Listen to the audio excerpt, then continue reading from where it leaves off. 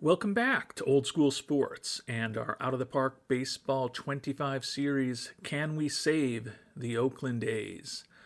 And if you're watching us, I want to say thank you, whether this is your first time watching the channel or your 500th time watching the channel. Really appreciate those of you who spend some small part of your day with us, and I really appreciate all of the helpful feedback we've gotten throughout this series, and particularly in the last couple of episodes. We just signed a couple of really interesting players in international amateur free agency. Going to put a quick bow on that before moving on to hopefully some other moves that will improve the athletics organization here. We ended up with two really high-end prospects, Bertrand Albrighton and Jorge Montez, who are the two best players, at least in terms of what we think their potential is in our international complex. Montez, a really good young center field prospect, no real holes in his game, I guess, except for the fact that he's not good at bunting for a hit, and he's potentially not going to draw a ton of walks. But everything else, he's kind of league average or better, some good personality traits. Really interested in seeing what this left-handed hitting center fielder becomes in the coming years. Bertrand Albrighton was a little different than some prospects that we would typically end up going for. Love his bat potential and love that incredible personality. That said, he's not going to be great defensively. He's probably going to be a first baseman or a DH. Doesn't bring much to the table on the base paths. And he's also fragile in terms of his injury proneness. And normally, a fragile player is pretty close to a no-go for me. A player with a low work ethic is almost always a no-go for me. Albrighton, obviously, with the fragility, had one of those two traits that I normally steer very clear from. But I'm very intrigued by the bat, and given the great coaching we have in the minor leagues, hopefully what will continue to be a pretty significant investment in player development and his own real positive personality traits, I feel like the chances of him reaching his potential are as high as they can be for any 16-year-old.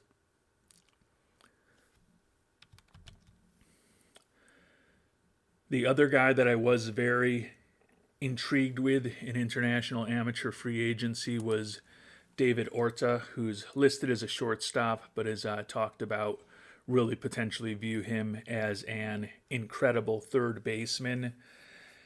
He was looking for $400,000 more in terms of his demand at $3.4 million than even Mr. Albrighton was. So I don't think there are any guarantees that if we had gone for him and Montez that we would have ended up with both of them as quickly and cleanly as we ended up with Albrighton and Montez. And part of the other reason I ended up passing on Orta and going for just Albrighton and his pure offense, knowing that he might not necessarily be great in the field, is that you may remember last year Juan Rodas was the kind of prize of our eventual four-person international amateur free agent class. And although I don't think his bat is potentially as good as Orta's, he definitely has a better glove and some better personality traits. So I felt like with a guy like Rodas already in our system, rolling the dice on Albrighton and hoping that perhaps we'll be able to make him a little sturdier in the development lab over the next few seasons was a risk worth taking. On to a couple things in free agency as we sit here on January 20th, with Lucas Giolito being the only material signing we've made thus far this offseason.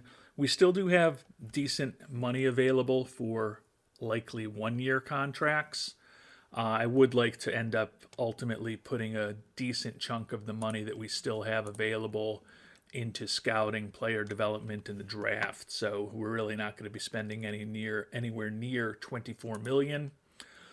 But we're still kind of keeping an eye on the market. And one thing that was discussed in the comments several episodes ago, which is a good thing to try to do in OOTP, and I have done with a few players, is to, if you're interested in a guy but you're not interested in him at that price, to make a low ball but not entirely insulting that's going to make him angry offer for 1 year, which can mean that if they don't end up signing a huge multi-year deal with somebody else, they may circle back with you as it gets closer to spring training if they're still on the market, and let you resume those negotiations.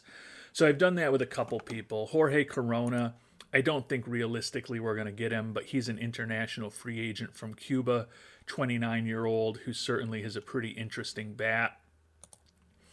More realistically and more likely for us to pursue, I did also make offers to Edwin Diaz and Ryan Helsley.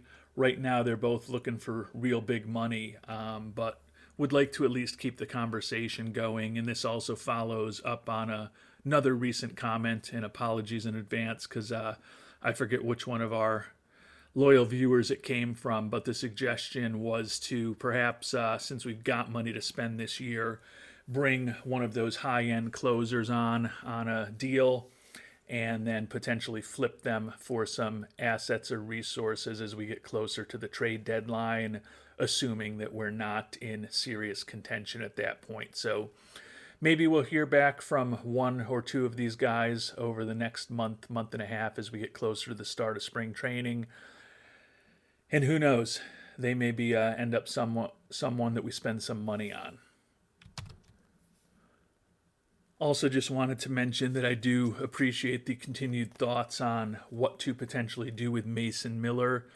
At this point, given that he's in theory 5 months away from a return from that injury, and we're not able to get a huge return back for him, even the prospects that we kind of highlighted in the previous episode, we'd have to add additional resources on top of Miller to be able to get any of them. And his contract is still not imposing even for Oakland. He's going to make $2.6 million this year. His ARB number for next year is $5.7 million. So at this point, I think we're going to roll the dice and just hope he comes back healthy and looking similar to what he's always looked like. If he does that, I think there's still potentially some trade value in him. Do kind of appreciate the comments on what we should do with him. A few viewers mentioned Paul Skeens. Chase DeLauder was the popular choice of fake name, the notorious KEV, and DLL first base 14.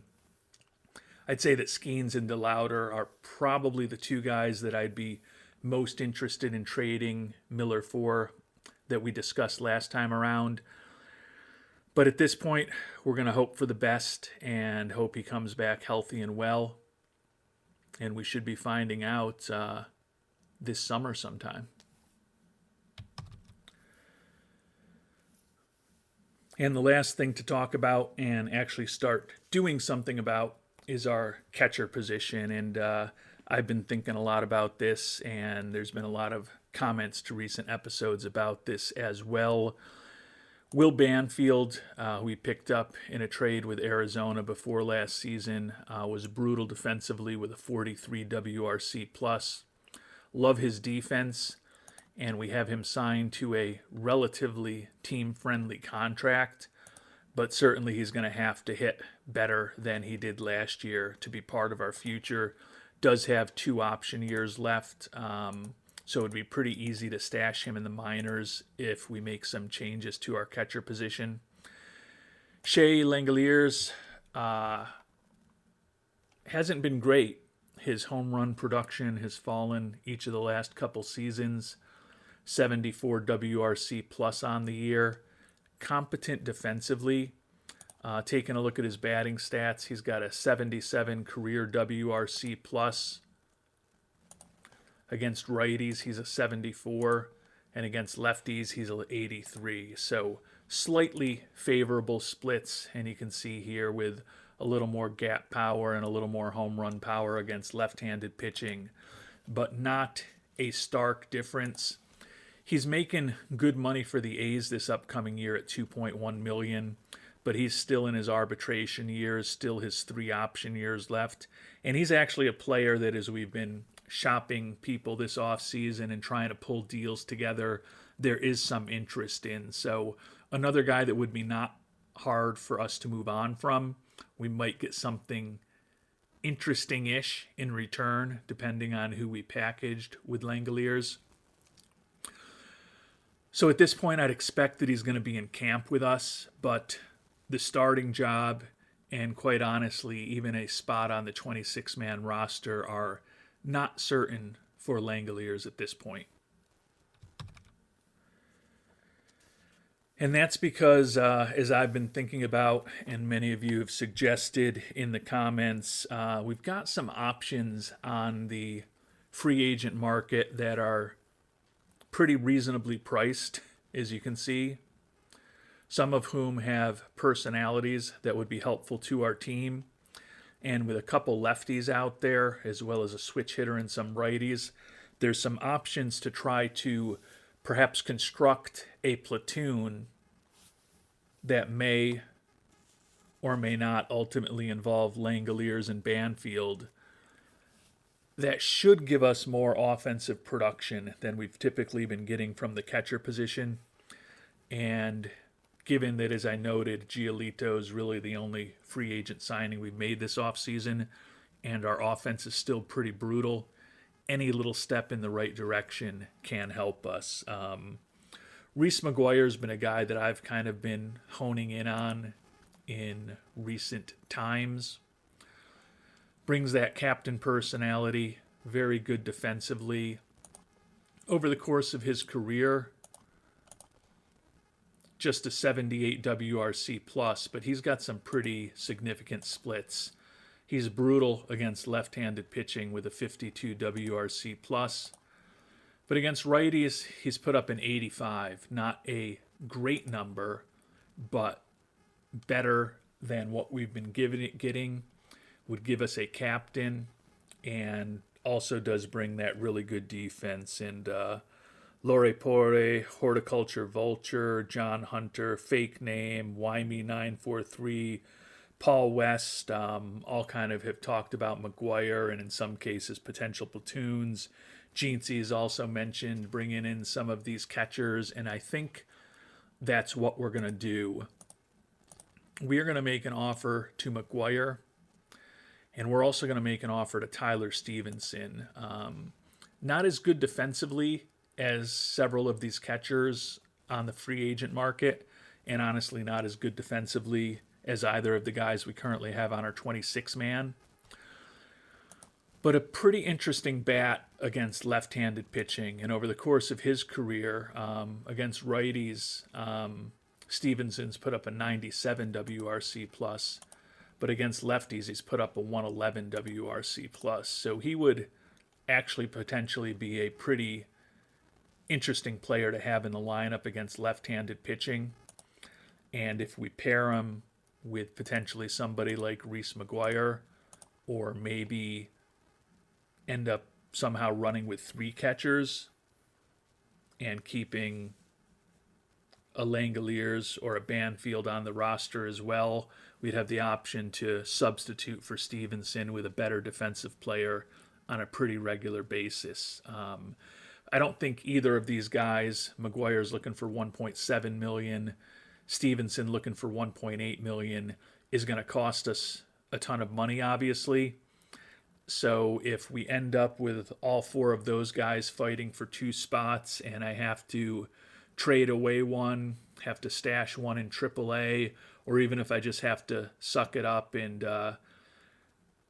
eat someone's salary for this upcoming season, we don't have a ton of salary obligations. So I think at this point we're just going to try to bring as many interesting options into camp as possible. And Stevenson's looking for 1.8 million just for 1 year, as we noted. We're going to try to turn it into a multi-year contract with team options at a lower dollar amount. We'll see what he thinks about it. It is January 20th, so he may be getting a little anxious to find a job for next season. And we might be coming in a little bit too low here. We're offering him an average of 1.4 million over 3 years. The team options, as I noted, for the second and third seasons. So he's asking for 1 year at 1.8. Basically, we're guaranteeing him 1 year at 1.44 million if we decide not to bring him back after this year and buy him out. Might be a little too low, but we're going to at least see what he thinks about it. It is a little too low. He's come down in the money he's looking for this year, though. Says that the offer is terrible. All right, he's the part of the platoon that's only going to be playing against left-handed pitching, and he's also not as good defensively. So we'll just offer him a 1 year deal, try to save a little more money at 1.4 million, and he's willing to think about that.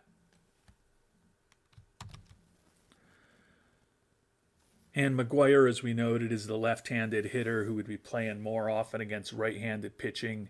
He's also got the captain personality, and he's also the best of the crew defensively. He says he's only looking for a minor league with a major league option, so there's no doubt that we can get him in there.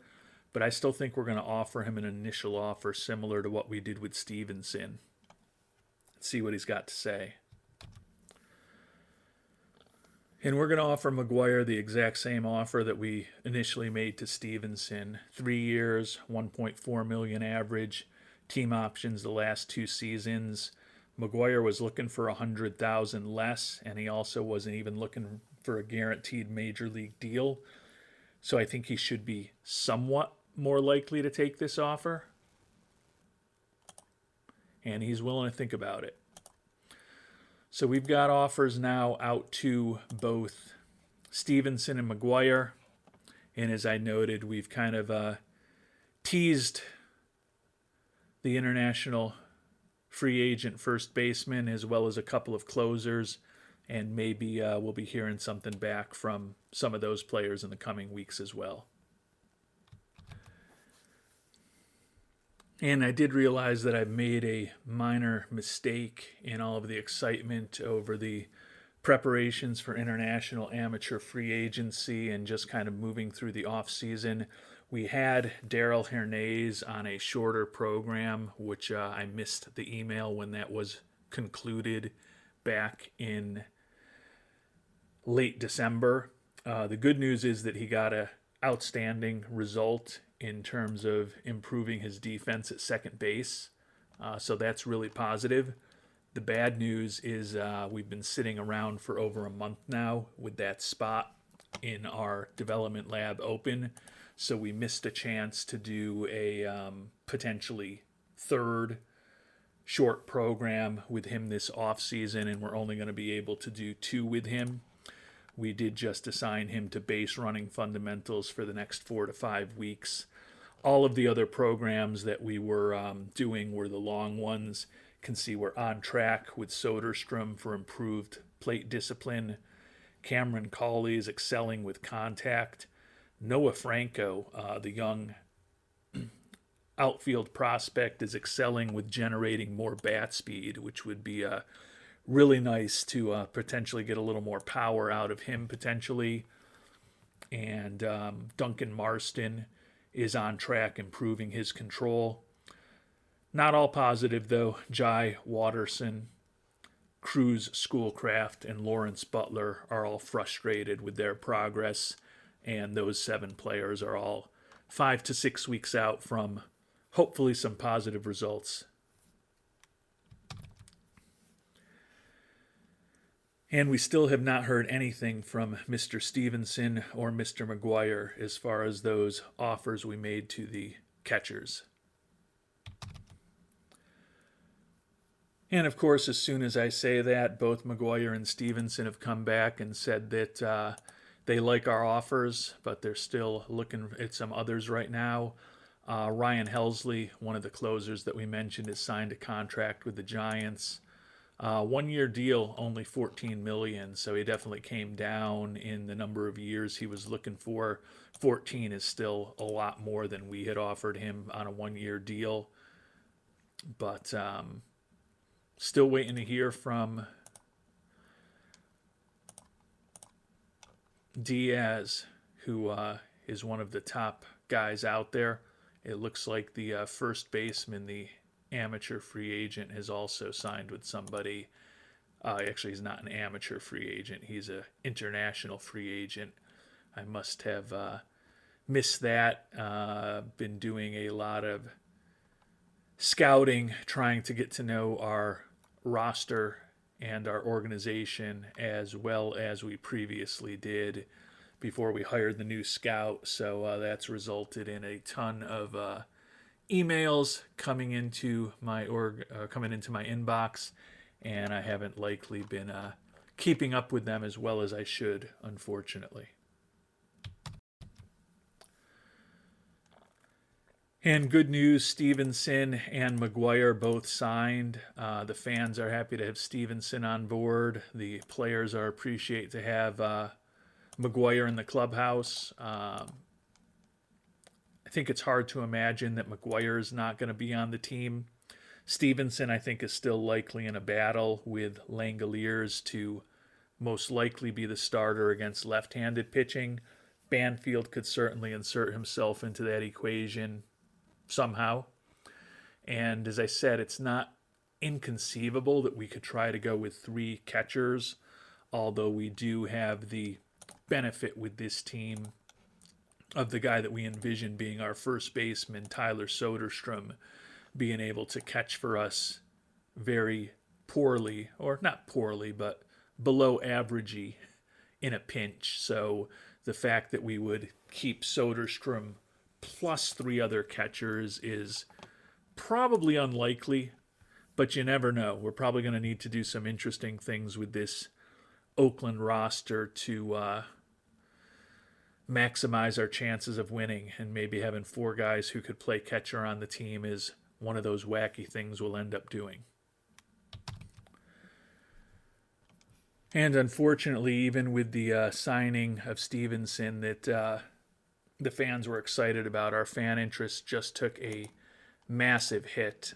Tyler O'Neill, you may remember, was a rental last year who we got a 1-point boost to fan interest when we traded for him. He played 24 games with us, and we just took a 5-point hit to fan interest when that obvious rental who we had no intention of keeping moved on. So I whine and rant about this one constantly, but given how important fan interest is to generating the whole financial system in OOTP, the fact that they still have it as such a primitive and blunt tool with all of the resources that they've put into making the players look better in the outfield for people who play out their games is a little bit frustrating. I tell you that I'm not going to bring it up again, but I'd be lying to you, and I don't want to lie to you. And with the calendar now turning to February, we've made offers to a fair number of familiar names to try to bolster our AA and AAA rosters. All minor league contracts, pure minor league contracts with one exception. Gio Urshela, who we talked about earlier this offseason, was looking for a minor league contract with major league options. So we've offered him $1.5 million if he makes the 26-man roster for this upcoming season. At least we'll get a look at him in camp if he ends up signing with us and give us another option. We've got probably 10 or 12 guys who will be competing for likely 6 spots in the infield, and throwing Urshela into the mix probably can't hurt us. And there is a pitcher on the market that we're going to offer a major league contract to. We've had our eye on Luis Garcia, and we just recently got a scouting report on him to give us very high scouting accuracy. 29-year-old right-hander with above average stuff, potential 5-pitch arsenal, enough stamina to start, acceptable movement, above average control.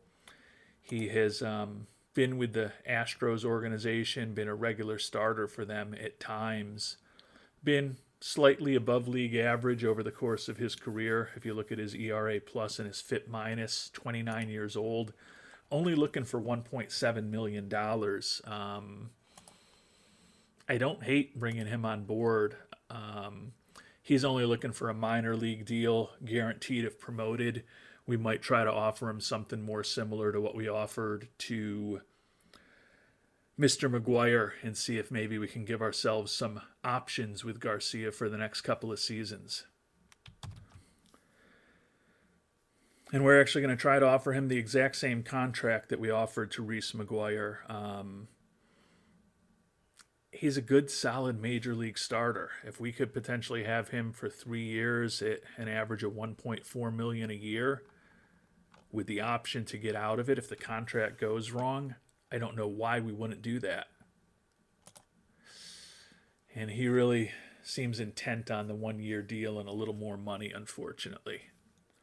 But we've got money to spend, and I still think he can help us.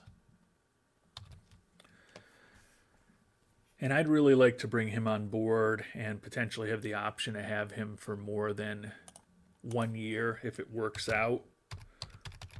So we're actually going to offer him an average of $1.6 million over 2 years. Guarantees him $1.67 million this year if we move on, and it gives us the option to bring him back for $1.7 million next year if things work out. Looking at what he's done over the course of his career and looking at his profile, I don't know why things wouldn't work out. That might be why he only wants to give us 1 year. But I think for February 9th, he's a pretty interesting player to still be on the market. And unfortunately, we've upset him trying to get him to sign with us for more than 1 year. But he may come back to us.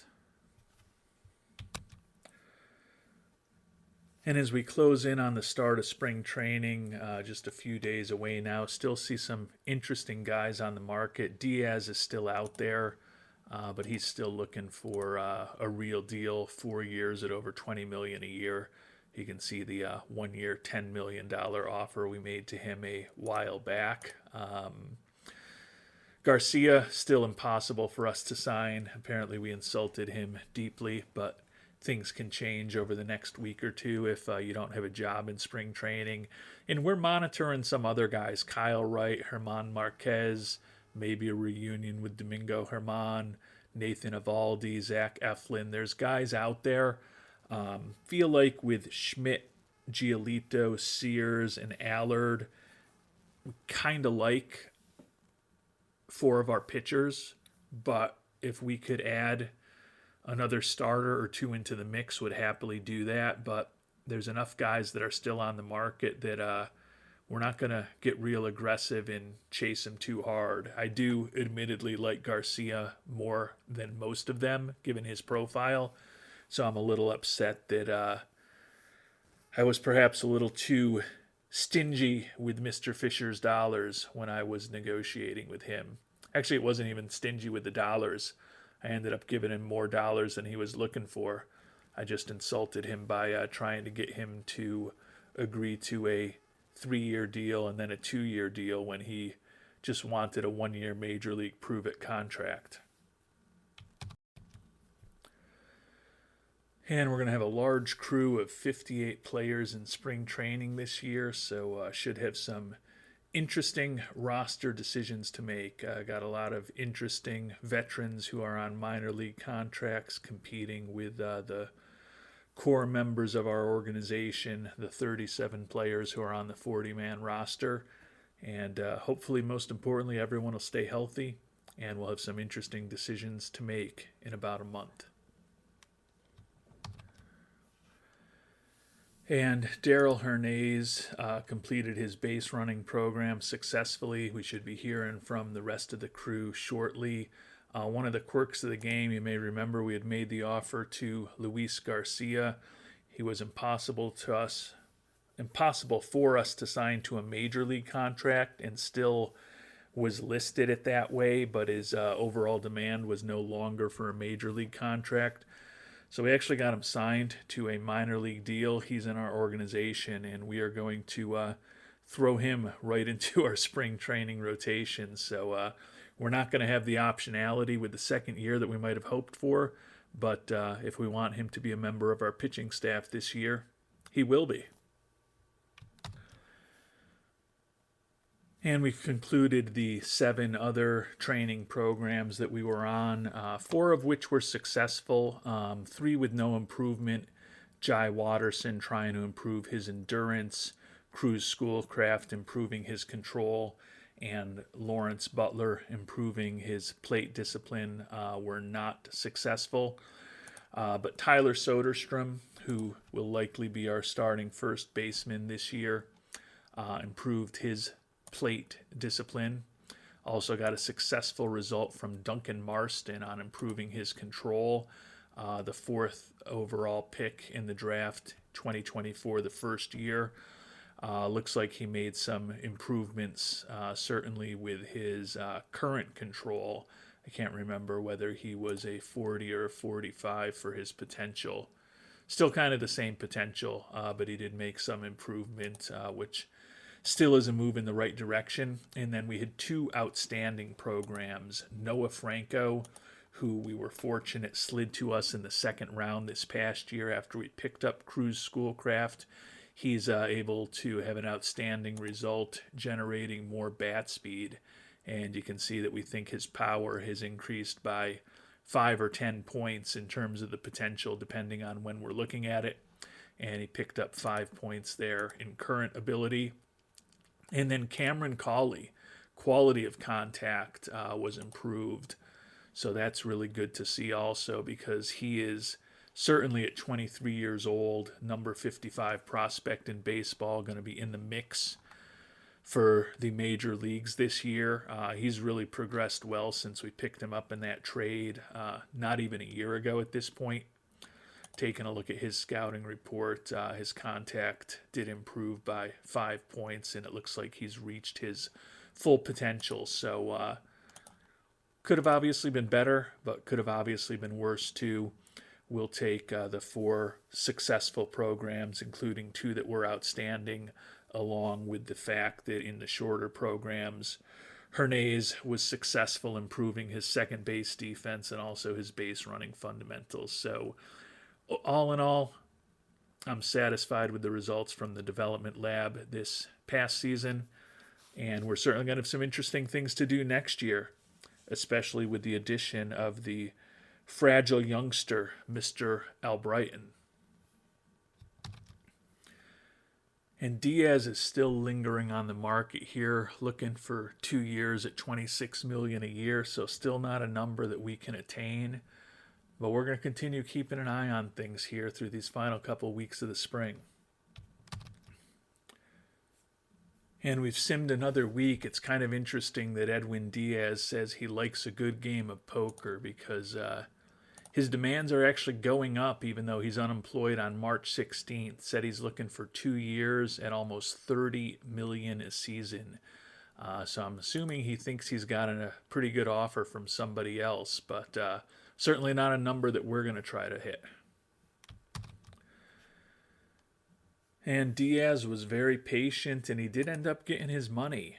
2 years, over $52 million from the Phillies. So I know I railed on the issues with the fan interest earlier in this episode. It still seems to me that the payroll for closers is a bit high, with Diaz getting over $26 million a year for 2 years. I believe that's something that they addressed with this latest patch that came out a few weeks ago at this point. But $26 million a year for a 32-year-old closer who's not named Mariano Rivera seems high to me. I would pay any amount for Mariano to be my closer, though. And we're going to have some really interesting decisions to make in about a week when spring training is over. One of them may be who our shortstop's going to be because although he's day to day, slick Nick Ahmed, who was penciled in as our starting shortstop, has a strained oblique. Not going to be a huge impact, but we're certainly going to shut him down for the rest of spring training. Guessing that it's not going to magically recover him, and we may end up putting him on the IL to start the season, which will certainly open up the opportunity for an interesting decision. Because one thing we were pretty confident of was that Ahmed was going to be our shortstop, given his excellent defense. And we've made it to the end of spring training, other than the injuries that we knew that we were going to have to the likes of Mason Miller and, of course, Mr. Spence, and then more recently Nick Ahmed. We're not in a bad position as far as health. Our A's were actually slightly above 500 in the spring. Don't know what that means, but it's better than being a total disaster. Ruiz, who's trying to lead the AL in steals for a third consecutive year, was tied for the league lead in the preseason. And Mr. Garcia tied for the preseason lead in wins after we signed him to that minor league deal.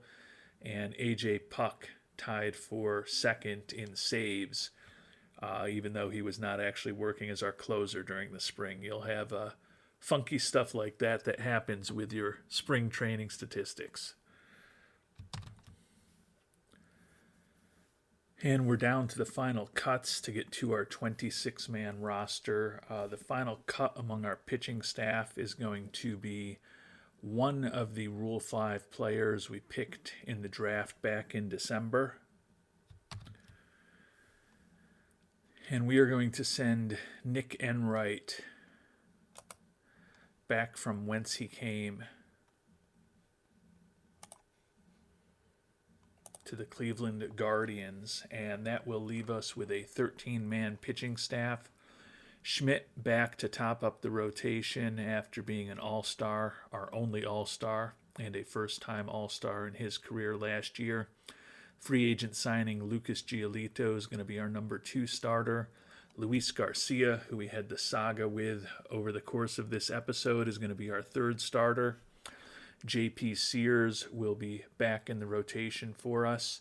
And Colby Allard, who spent part of last year starting and part of last year relieving for us, is going to be our number 5 starter as we break spring training. Couple of waiver wire picks from a year ago. Ian Hamilton back as our closer and Gabe Spire as our 8th inning setup man.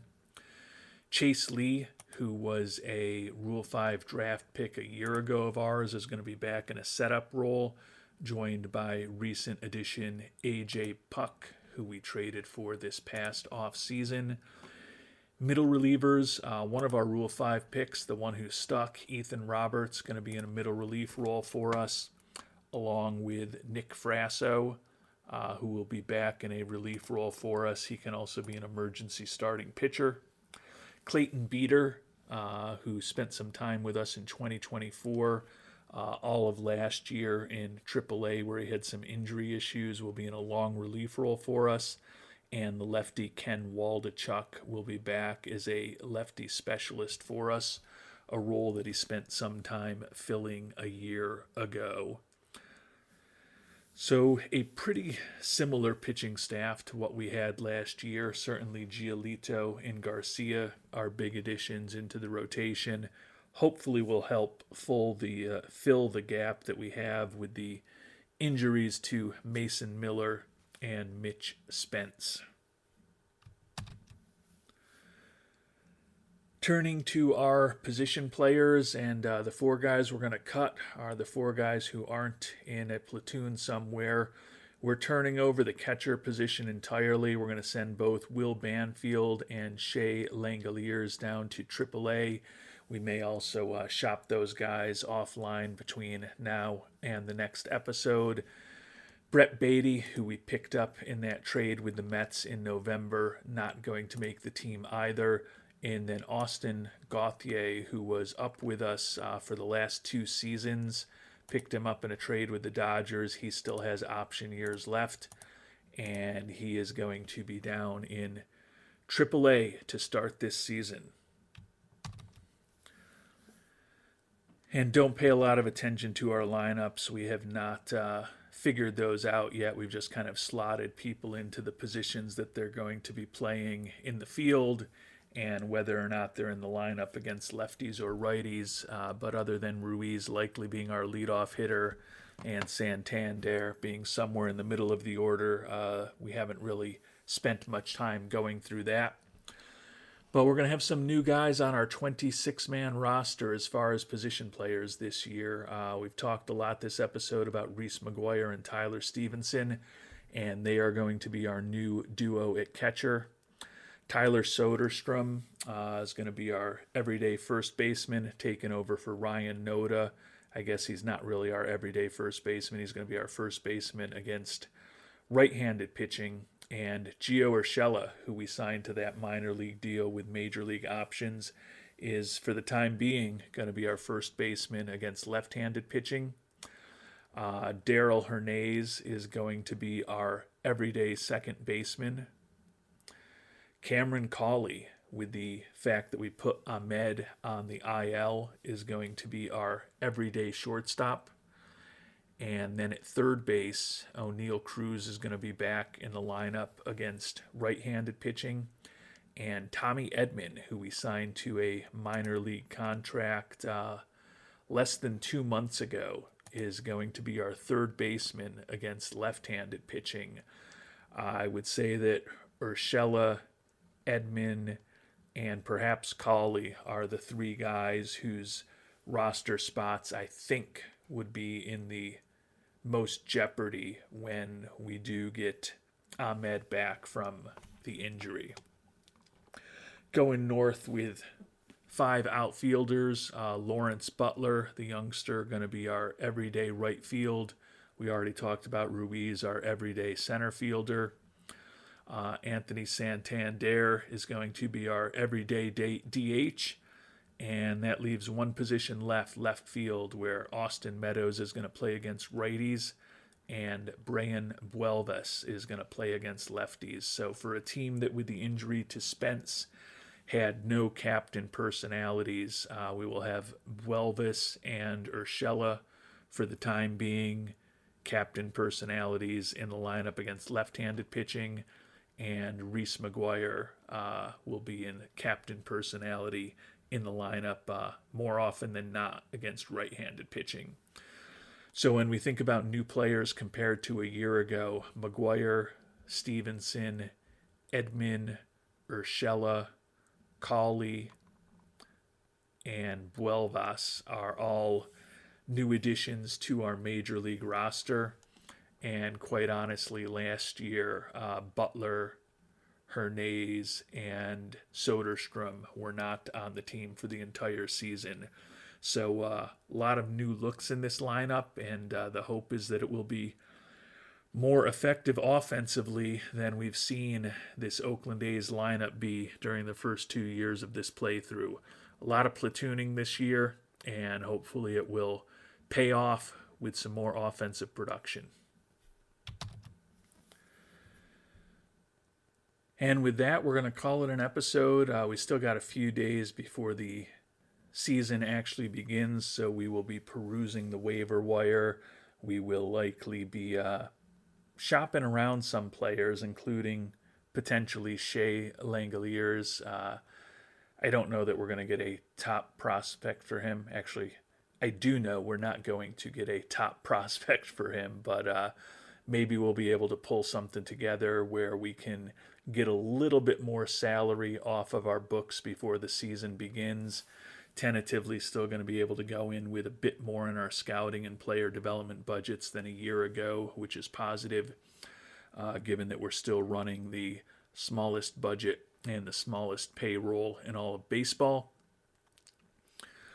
But I think it's an interesting team. I like some of the additions we've made this offseason. Still question the team offensively.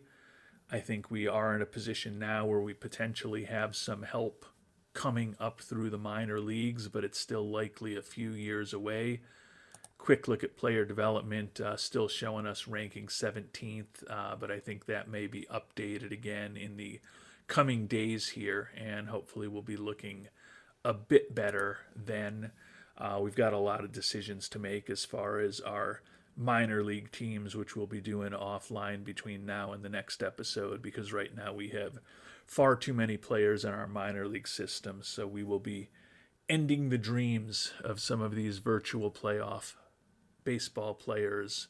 Don't know why I said playoff players, some of these virtual baseball players in the coming days.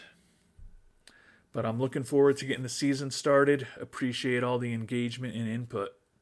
And until our next episode, thanks so much for watching, and hope you have a great day.